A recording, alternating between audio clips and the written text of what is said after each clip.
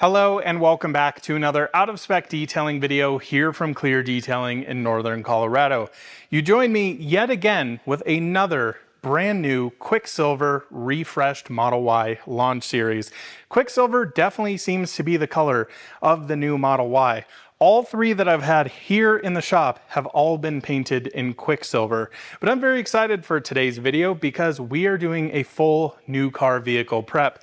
So this is going to be a satisfying deep clean, showing its first wash, decontamination. We're then going to get into a full paint correction, a full polish, and then get into all the protection phase where we're going to be installing ceramic coatings on the paint, the glass, the trim, and of course these absolutely stunning brand new Martian MW5.2s. So join me as we take this brand new Model Y for a full new car vehicle prep. Welcome back and let's jump into it.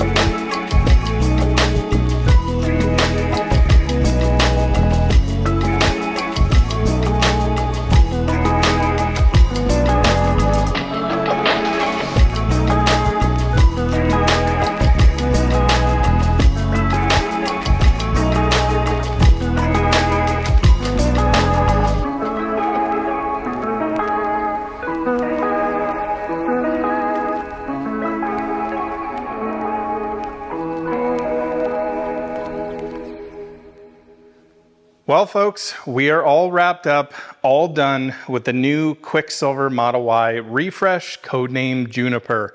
Hope you guys enjoyed this kind of different style of video. Very little talking, just working, putting in the hours, putting in the sweat, and really hammering this thing out. Honestly, very thrilled with how it came out. Now, the first time working on a new Model Y Juniper, definitely some kind of adjustments to kind of work through and things like that. I always, every time I'm working on a new car, it takes me a little bit to kind of get used to them. I'm very used to doing older Model Ys. I can like almost do them with my eyes closed, just feeling how the fenders and bumpers and things are. This is definitely different. I will actually say in some cases it's a lot easier to work on. In some cases it's a little bit harder. So areas that are more challenging, areas like the front light bar here, number one, holds a ton of water, but number two, it's a little bit trickier to polish, especially with this lip coming down here. And the weird thing I was kind of fighting is had quite a few water spots on the outside of the lens that weren't coming out great. And then I also had some decent sized scratches in there to get out. Now the annoying thing is there's actually scratches on the inside of the lens here. So I was trying to, make it look as good as I can. Every time I would put a light on it, it was just like, dang it doesn't look that good just because of how the lens is. But the way I can tell that is, over here when it gets to the black, it looks absolutely perfect. In here, still some scratches, and that's not on the exterior of the lens. But I would say overall, yeah, actually a little bit easier to work on here. Very much like the new fenders here on the new Model Y Juniper. They don't kind of stick out as much. They're not as flimsy. These are actually a lot better. And you guys saw we coated all of the plastic trim, including rear diffuser, underneath the front trunk, the whole side skirt. We even go inside of the doors here where that plastic goes as well. And it just looks so nice when you get it done. Now, one of the most challenging areas to paint correct polish all of this area, and I know for PPF wise, if you're doing like a stealth wrap, even a clear wrap, this deck lid is very tricky. That angle there is pretty harsh to get into, get a lot of pad stall in it, which makes, not as good of cutting, not as good as polishing, so it takes longer. You're fighting this light bar here. Speaking of the light bar, holy smokes, this thing was absolutely destroyed. I hope you guys remember what that looked like before, and here's where we got to after. So looking amazing here. This is always just really tricky stuff to polish in here, and yeah, quite a big pain, especially when you're getting up into areas like this, fighting some serious angles. You may also notice here the dual motor badge is now gloss. I replaced it using Tesla's template, and before I took it off, I was like, this badge is completely crooked. I'll put a photo of it here. You can see the straight line of tape. I actually think the issue was the dual was correct and the motor was actually off, because it's supposed to follow this body line here, and it was like the dual was up here and the motor was flat. Very weird. So I installed the emblem that my customer wanted me to replace it with. It didn't look right because I had to make some adjustments, and I was like, okay, now it's, better, but it's not perfect. So I ordered a new one, came in, replaced that, looking good now. So pretty thrilled with that. Again, one of the other areas, this texture back here, was very curious to see how this coated, and honestly, no issues whatsoever. Really cleaned up, really nice. Yeah, so running through what we did, obviously full paint correction here, full polish. We pulled the wheels off. Of course, these Martian MW05 .2s here, and they look absolutely stunning. So we got those all coated, got the barrels coated. You guys saw me clean up the suspension in there. I'll show you the front suspension up here. It's a little bit easier to see, but nice and tidy, all clean inside of there. Wheels fully coated, they look awesome. A nice tire shine on here that is not even greasy whatsoever. That's how tire shine should be. And I never really like to call it tire shine. It's more tire dressing. I like them to look satin, OEM like this. Some other areas that were a little bit of a challenge with this car, working around the PPF stripes. These are always a little bit tricky. You're trying not to polish on it, trying to tape these and then, polish over that. You're getting tape residue. It's kind of a nightmare to deal with, but actually came out pretty darn good here. So one of the other things I want to mention here with this Model Y, still lots of paint issues from Fremont, unfortunately. And if you guys remember, I did an Austin paint quality analysis, and I was actually pretty impressed with the new Model Y Juniper, the new Quicksilver color. This from Fremont, still lots of issues. Number one, coloration. So you can see areas like this, definitely a darker shade than its surrounding pieces. So these are both metal. You can see this looks more blue here as well. Same thing I've been seeing with the bumpers here. The weird thing is the front bumper actually matches a whole heck of a lot better than some of the Austin built cars. Now this one looks a little bit darker, kind of that blue. The interesting thing with the Austin cars, this is way lighter and it looks very odd, like extremely odd. So some good, some bad. Definitely lots of dust nibs on this car. So you can see little areas like this. This one was actually almost down to like beneath the color coat. You can see the top of it. When you polish over this, it immediately basically burned through the paint, this dust nib here. So you're seeing white through that. Kind of frustrating. The more you look around this car, dust nibs like this here, as well as here. Now you can go in and sand all of these. With Tesla, they don't leave a ton of paint on cars. I really like to leave them unless the customer is like, these are driving me absolutely nuts. I've done the same thing on my car, did not go through and sand it. Always a thing when we're talking about paint correction, polishing, detailing it for, you know, future longevity here. You never really want to take too much paint off. So the idea is to do your paint correction, do your polish, get it ceramic coated or PPF'd, whatever you're doing on your personal car, and then properly wash it and maintain it so that you're not having to cut and polish all the time. If you just get a good wash routine, you have a nice coating on there, it's not going to be a big deal. You can repolish it in 3, 4, 5, 6 years, whatever it is, and yeah, recoat it. So that's looking good. You also notice some other areas here like this new mirror cap. You can see how terrible the orange peel is down there. Pretty frustrating. Again, not a full evaluation here, but just wanted to point out quite a few things. So you guys saw me, we went through this, full paint correction on it, full polish, we coated the wheels, all the plastic trim down here, we also coated with the same coating we put on the paint, which was Clean by Pam the Organizer's 8-year coating.